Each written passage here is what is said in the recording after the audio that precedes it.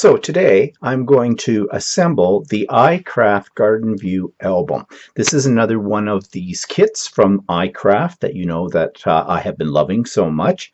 And this one says it's ready to use scrapbook template. So this is a scrapbook. It looks like it's not a bad size. And it says this set contains one set of 6 pieces of each of black and craft cardstock and 6 pieces of chipboard. So it looks like you can probably make 2 albums out of this one kit, which if that's the case, $10.99 is what I paid for the kit. That's a good value. It says this scrapbook can contain 15 photographs. The final size of the scrapbook would be 5 by 7. So let's just take a look at the back of this, which shows us what's in the kit. And yes, what do we got? Okay, so it shows you that there are 6 of these, which I'm assuming are the pages. Now, this is interesting because if these are the pages and there's 6 of them, then does that mean there's only 3 pages per album? We'll see. Or does that mean that we can only make 1 album at a time, and we'd have to figure out how to put other pages into it? I don't know.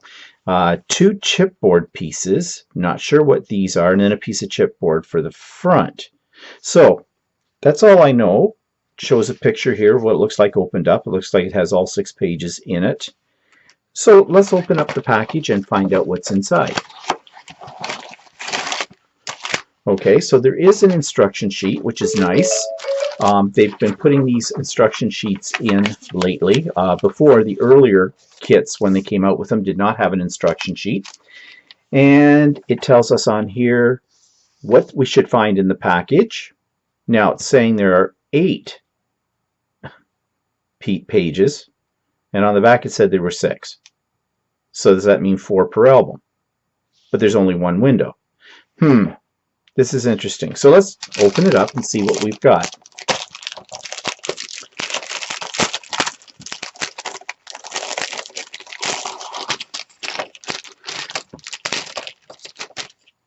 Now, it doesn't mention here, but it does in the instructions, that you need these little rings to put the album together.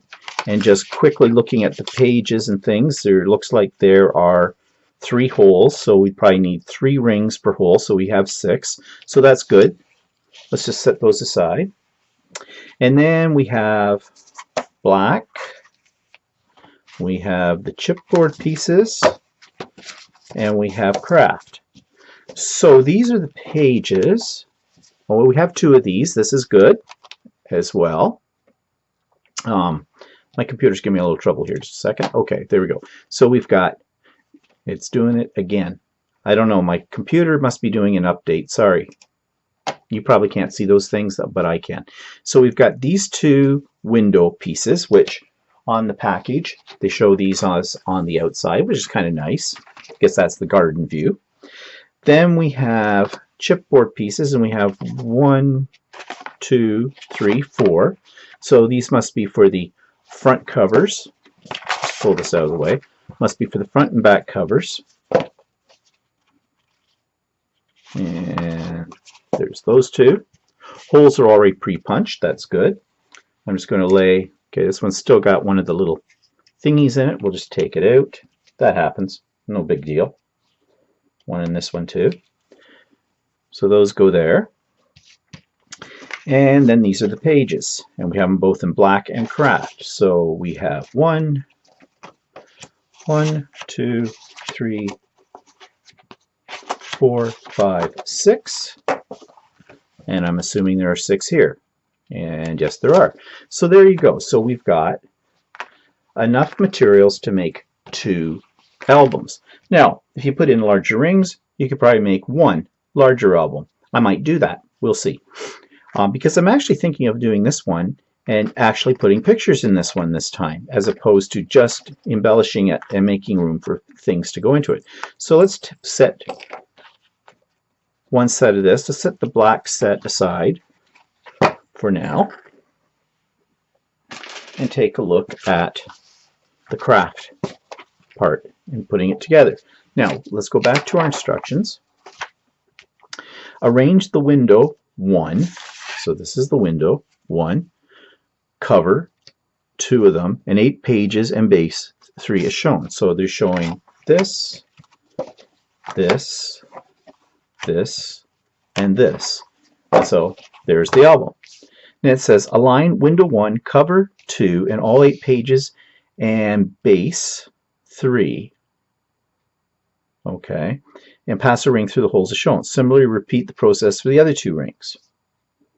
Okay. That seems pretty easy. So let's open up a ring. Whoa. These rings are stiff. Okay. And so let's put it in through the top one first, and this little base and a page. And so there are, oops, okay, 6 pages in total. Rings are not very big, but you could, these rings are easy enough to get. You could go off to your local stationery supply, office supply store and get more of those, and bigger ones if you wished. Okay, so there's one in. That's easy enough to do. The only problem I'm having is opening these rings.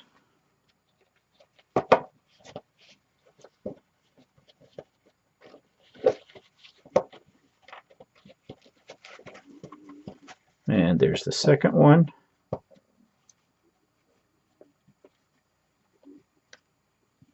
Wow, these are tight little rings. Well, actually, that's not a bad thing. Let's put the hinges out that way, because sometimes I find when you buy these rings, they're just too loose and they come apart. So having them, although it's a bit of a pain in the butt to get them open, a minor problem. Not really a problem at all. Okay, let's see, get that one closed, and there we have it. And it says, completed album. Decorate your completed scrapbook with iCraft designer papers and embellishments.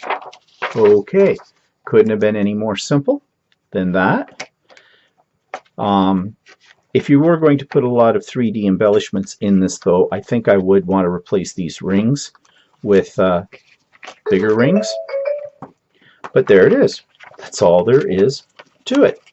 And I think it's going to make a nice little scrapbook album as well.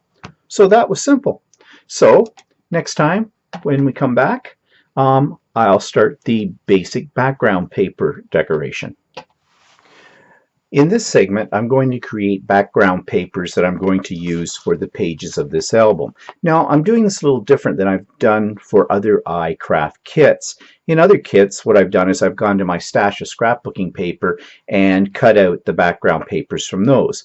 But because this one I'm thinking of actually making into a scrapbook as opposed to, say, art journal or just a journal, I thought I might make my own original background papers. And I'm going to use a product that I have not used in quite a long time called Brusho. And Brusho are basically pigment colors, or pigment that is, in a powder form that when water hits them, they dissolve and they do all kinds of fantastic things. And I have shown you this product before on other projects back quite a while ago. So that's my attempt today. Now I'm going to use, I've pulled out 4 sheets of mixed media paper, which is basically a paper or a substrate that you can use with watercolor or acrylics or Brushos or whatever. So I'm going to take one of these sheets and we'll just see, we'll do a little experiment and see what we get. Maybe put it this way. Now with Brushos, you can either sprinkle them on dry, or you can, and then hit them with some water, mist them with some water to activate them, or you can spray your paper with a light mist of water first and then put on the Brushos. I'm going to try both methods just to see how they both work out. And the first one is, I have my little spray bottle of water, and I'm just going to wet my paper. Now, see this? I've already got a little color on here because some of my brushos, they're very fine powder, must have, just in the process of bringing them out and putting them on top of the paper, must have leaked out somewhere. So I'm just going to pick colors at random and throw them down. See, look at that. Isn't it? This is like magic when you first do this kind of thing. And brushos have more than one color in each bottle. So that's why you get this real mystery happening. It looks like fireworks, doesn't it? Now, if your paper becomes a little dry, like mine may have already, you just mist it a little bit more.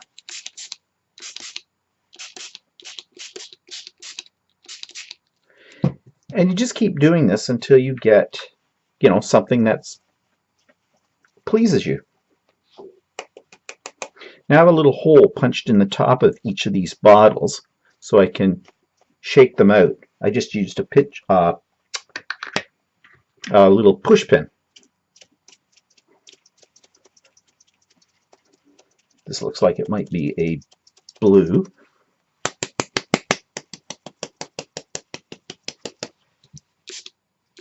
Yeah, a lot of blue. Ooh, liking this.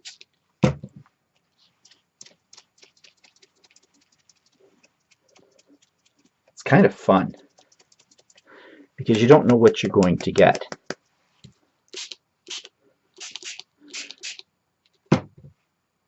Okay, I'm going to stop right there on this one. Now what I could do is hit this with a heat dryer. Maybe I will, just a little bit.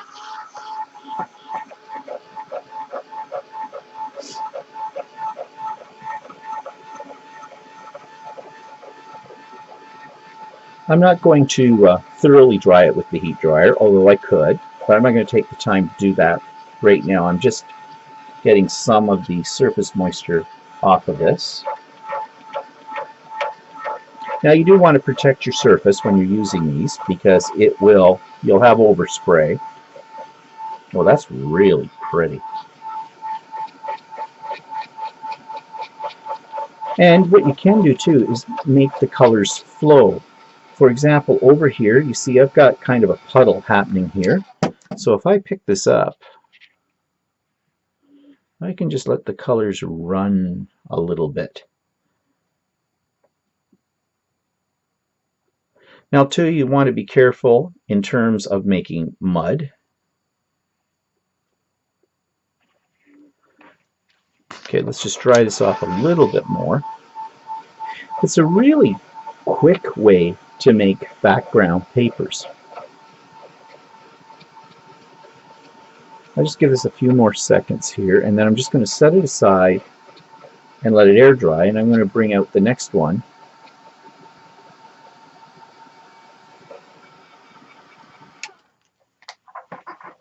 And we'll try it without putting water on it first. We'll just put on our colors.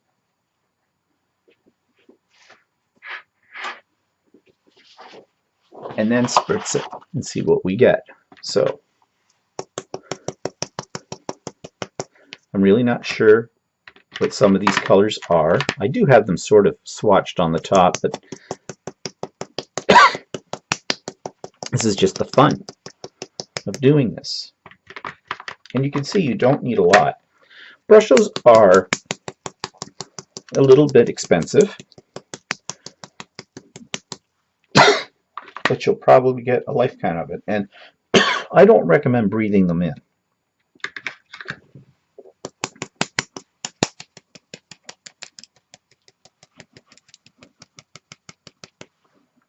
And maybe one more.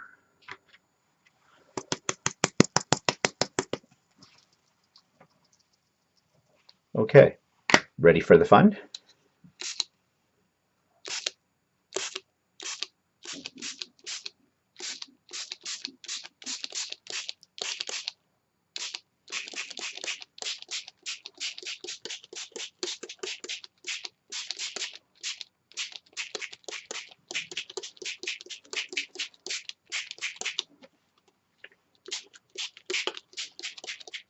The more water you add, the more it flows together. But it does get messy. Okay, I'm going to take a paper towel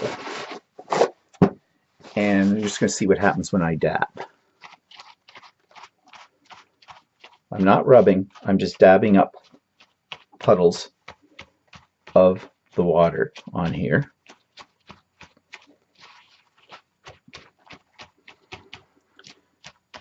Now, you get a lot of color on your paper towel or your rag, which you could use in something as well. So now I've got a little bit more of a mottled effect. So we'll just give this a couple of seconds with the blow dryer. And we'll set this aside. And I'm going to try a different effect. I'm going to try sort of a run effect and see what we get from that.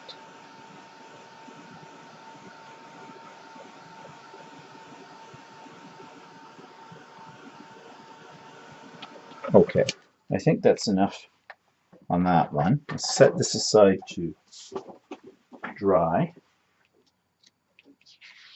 Paper's fairly wet. Okay, now, as I told you, this stuff can get messy. So you see my work surface here does have a lot of residue, so I'm just going to mop up a bit. These will dye your hands, which will make it a little difficult in your own personal cleaning up. But if that bothers you, then I would suggest you wear gloves or some of that invisible hands, the barrier cream that you can get. It will make cleanup a little easier on your hands. But I'm living dangerously. Okay, that's good for now. Let's take another sheet. And this time I'm just going to wet along the top. And I'm putting quite a bit of water on there. Where did I put my brush? Oh yeah, over here. Because my idea here is I want to get this to pool.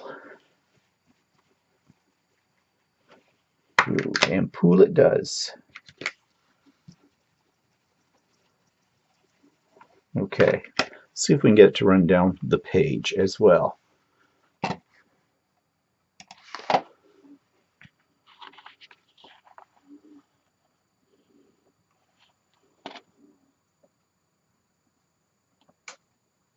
Probably need a little bit more water. A little paper towel.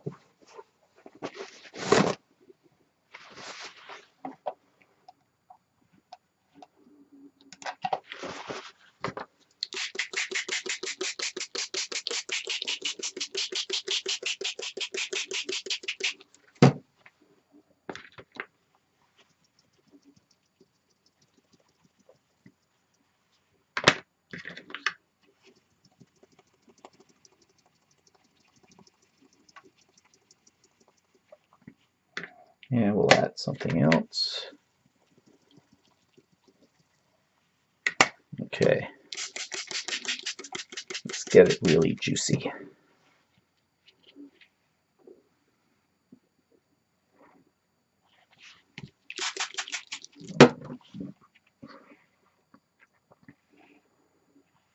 We can get some neat effects with this. And let's add something more.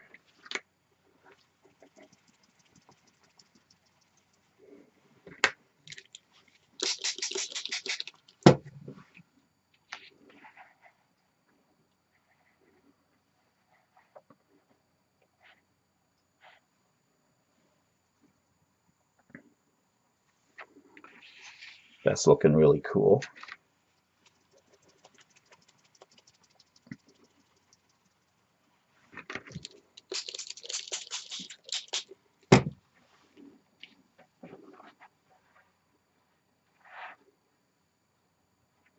So yes, you can see it does make a bit of a mess. That's why you need to protect your work surface. Oh, but this is cool. Excuse me.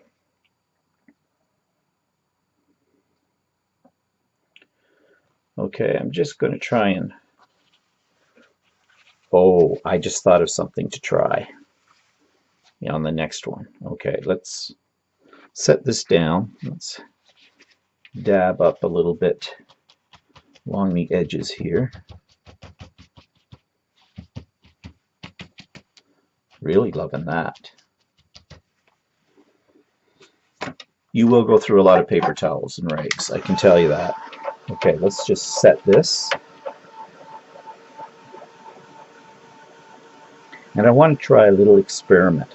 Sort of a Tim Holtz sort of method, you know, how Tim will put his distress inks down on a non-stick craft mat and add his colors and then dip his tags or whatever into it. I think I'm going to try the same thing with the brushes, because what I have here is a non-stick craft mat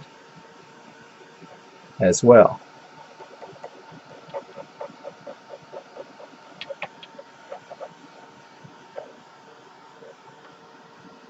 Okay, let's set this aside to dry.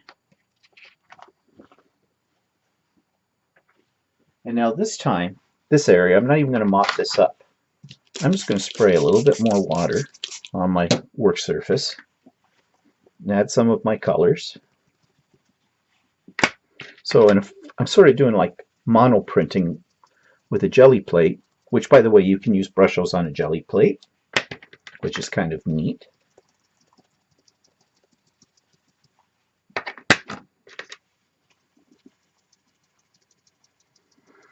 And you can see I'm just doing this randomly. I have no idea what colors are coming out or where they're going.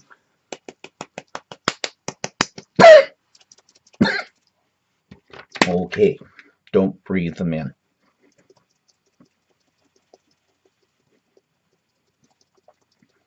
Okay, let's hit it with some water.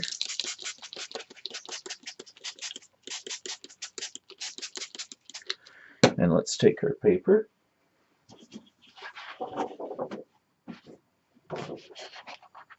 And schmuck it. Schmuck it is a technical artist term. Schmucking. And I'm just rubbing this in and see what we get. Whoa. Cool. Let's dip some more of it in.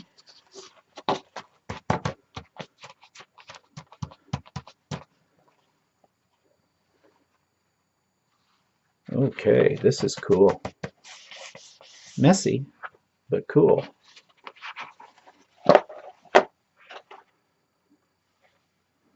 Okay, so I'm going to take this and dry it a little bit, and then I'm just going to add some more brushes on top. Sort of a layered effect, and see what happens.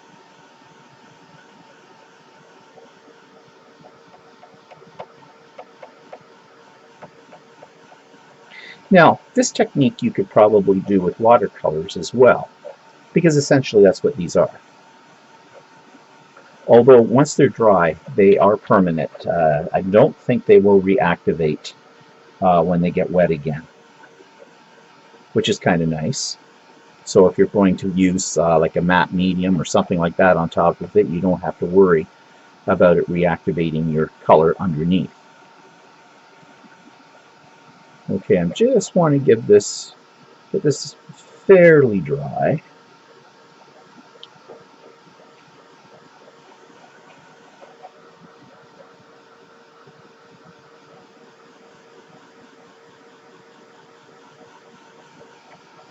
A few little pooled parts over here that I can see. When it goes dull, you know it's pretty much dry.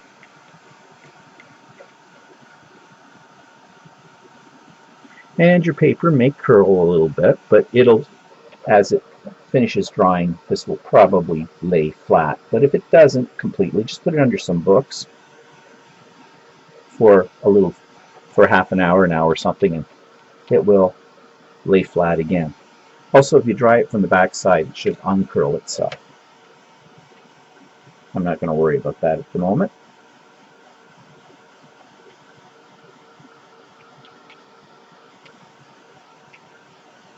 Okay, I still got a couple of areas that are a little bit cooled, so I'll just blot with a paper towel. So this time I'm going to take a little bit more of the brushes.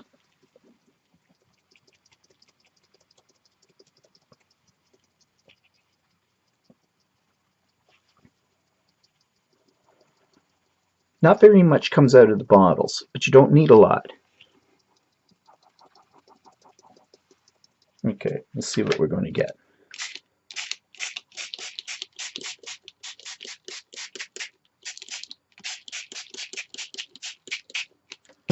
Want a little bit more yellow, I think.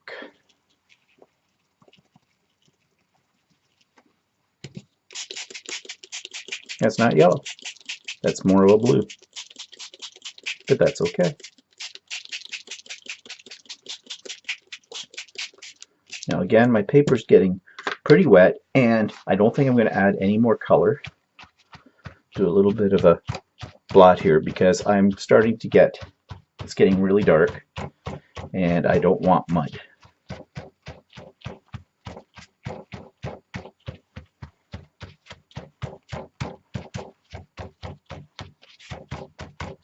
Okay, just hit it with the heat gun again for a moment or two.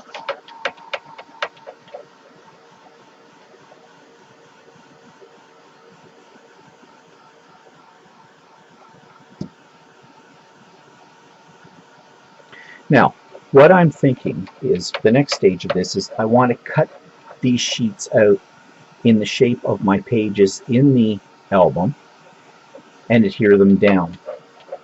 Now, that means these need to be thoroughly dry before I do that, or the paper's just going to rip when I try to cut it. And I might try to put this through my Cricut Maker to cut the sheets.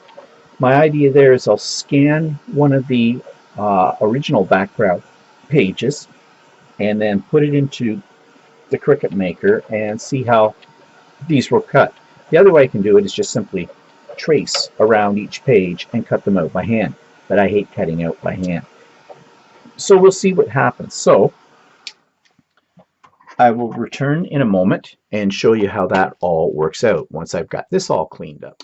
So now I've installed my background papers, and I want to explain what I did with this because I made a couple of changes as well.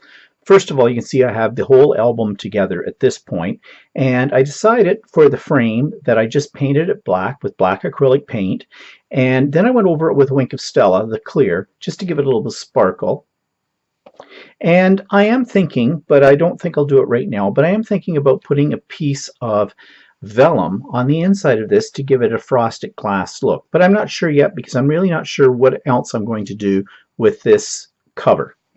So inside, you're going to see that I've interchanged some of my own papers that we made a few minutes ago with some pattern paper, and this was from a pad that was a travel pad because I am thinking of making this into an actual travel album with some pictures that I took on my last trip to Australia.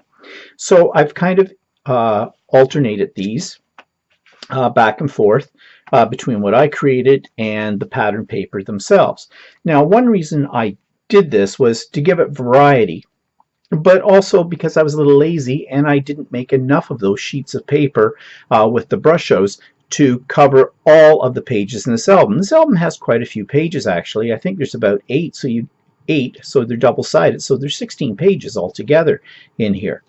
So you can see what I've done. Now, I've also went around the edges of all the pages with some oxide vintage, what's it called? Vintage paint or whatever it is by Tim Holtz, just to add a bit of a shadow. Also, it hides where I didn't quite get the cover pages or the pattern paper to line up with the pages themselves on the edges. Now, just as a side note, I did use my Cricut Maker to cut these out, but I spent a great deal of time trying to get it the right size. You would think this is a simple shape and that would be easy to do, but it's not, at least not for me. However, once I did get it done, it was a breeze for cutting all of these pages out. I did have to do a little trimming on the edges when I laid the sheets down because I didn't get them cut exactly, but that's okay. And I also had to repunch the holes with this as well. So you can see there's the album. That's the back cover, and it's a little stiffer piece of, well, it's a piece of chipboard.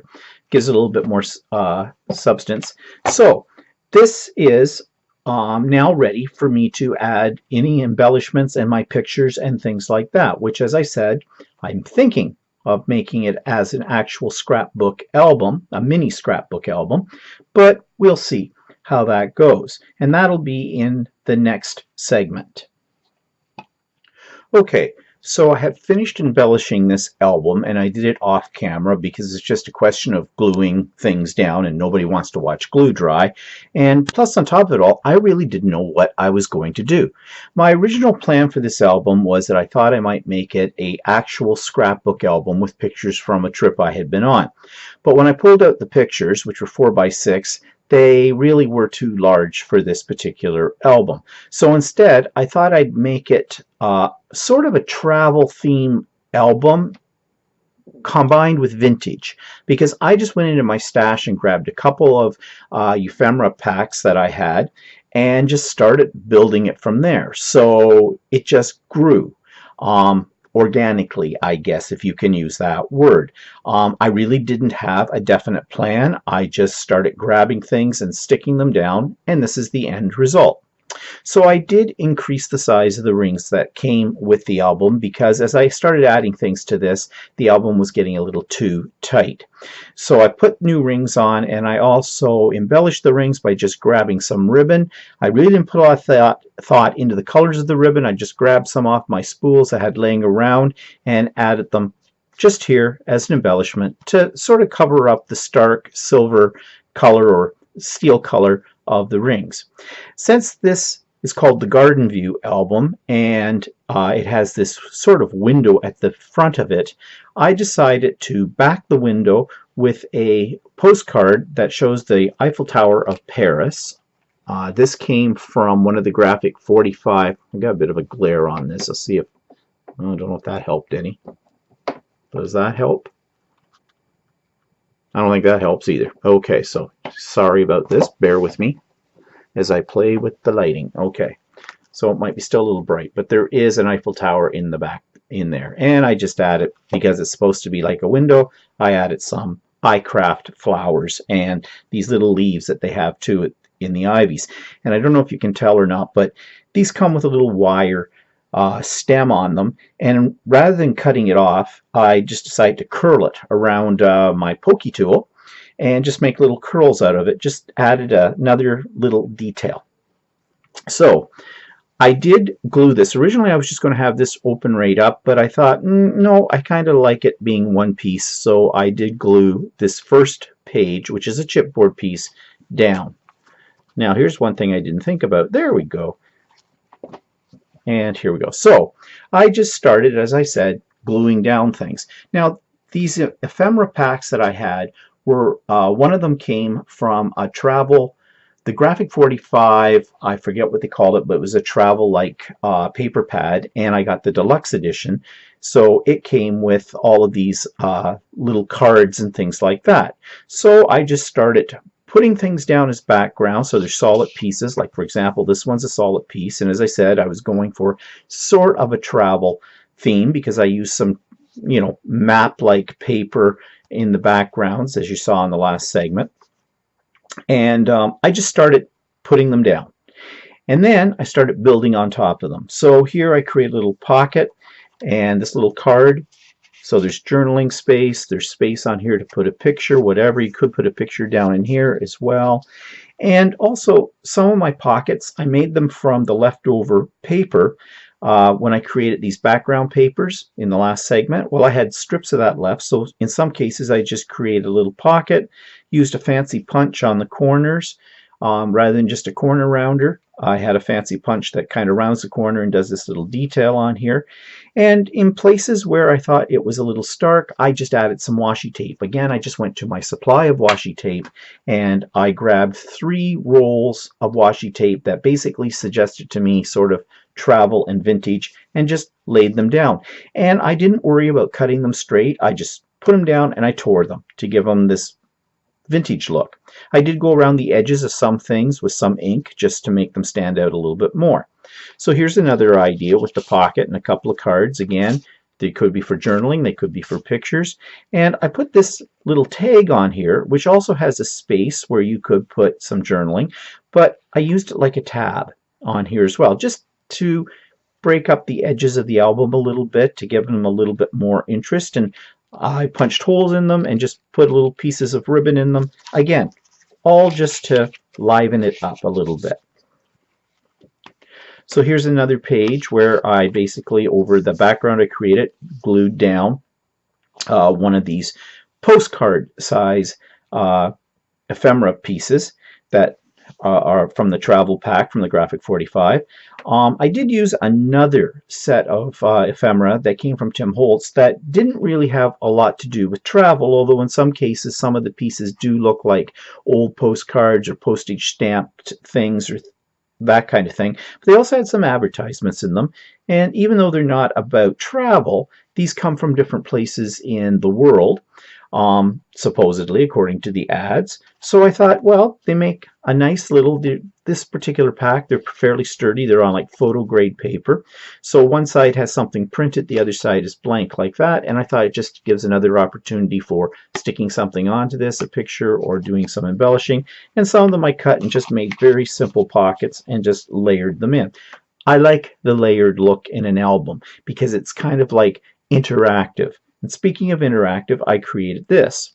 I took these cards that came from the Travel Ephemera pack, and I just washi taped them, used washi tape as hinges, and so we have this little fold-out little album here.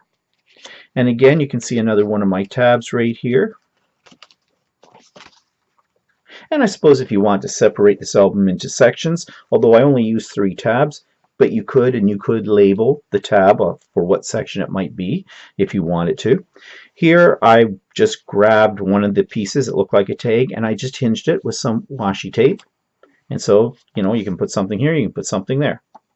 I was looking for different ways to make elements on the pages a little bit more interactive than just, you know, something that someone would look at and just flip page from page, but each page has something a little extra on it, like this one. This is a little mini album. I just took a couple of these larger cards, folded them half, stapled them with my little mini stapler from Tim Holtz, and there you go. You've got a little booklet. Again, more room for more notes or whatever. And just to break up the space in behind, more washi tape, another one of those advertisement cards. Similarly on this page, this one I created a pocket so you could stick something in there, but this little card comes out from here. So this is like one of those little clips. I've done those in other ones before. You know, just making an embellishment, only glue it on one part and then it's a little clip. And this little card had a little house on it. I think it came from, I'm not sure where it came from, but it came out one of those packs. And I just thought it was kind of cute, again, for journaling, and it just tucks in right under there. Another one of these little booklets, but this time I kind of created a tab on here using just another piece of ephemera, and it just opens up like so. Again, another pocket, another card, more spots for journaling or pictures. And then I got the idea to take some of these cards. I had a few that were left over, but they were printed in a horizontal manner as opposed to a vertical. So I didn't really want to stick them down onto one of these pages because they'd be sideways, but I thought, well, why not just punch holes in them, put them on the rings, and there you go. You've got an extra page. It's another reason why I had to put in bigger rings. These rings might be, by the way, a little too big for this album, but then again, once you get pictures and things like that in extra, you'll want the expansion space. Another little booklet, and I used this one of these little advertisement cards, just stapled it down so you can open it. And this particular one, I put two of the smaller cards together and I just hinged them with washi tape. Another tab. Just get my ring here in the right alignment. And again, more space here to write on or put pictures. Again, I added another one with another card going the other way to create a tab. And just so that you couldn't see the white side, because this particular card was only printed on one side, I just added some washi tape on the other side, just so it wasn't a stark white piece hanging out. Here's a page that has 3 cards in it, another little pocket, and I varied the sizes or picked different size cards so you get sort of that layered effect. More washi tape to break up blank space. And this is another pocket right here for something that you could add to it. Another little piece. These 2 pieces came from the Tim Holtz ephemera pack, and this one, they have something to do more with maybe accounting and that kind of thing, but you know, they kind of fit. They're vintagey, they kind of go along with it fine. As I said, I'm trying to use up my stash when I make these albums, so I'm making do with what I've got. Another little card. And on this page we have a tag. I could have put a ribbon through that tag. I didn't, but I could. And the last page, or the back page, I just left plain, just like that.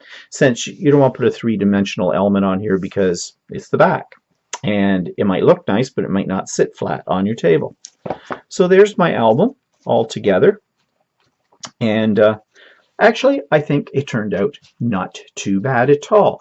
And it was a way to use up a lot of my stash, especially from my ephemera packs. And yeah, it's done. It's cute. So that was the iCraft Garden View album. And next time we'll work on another iCraft kit.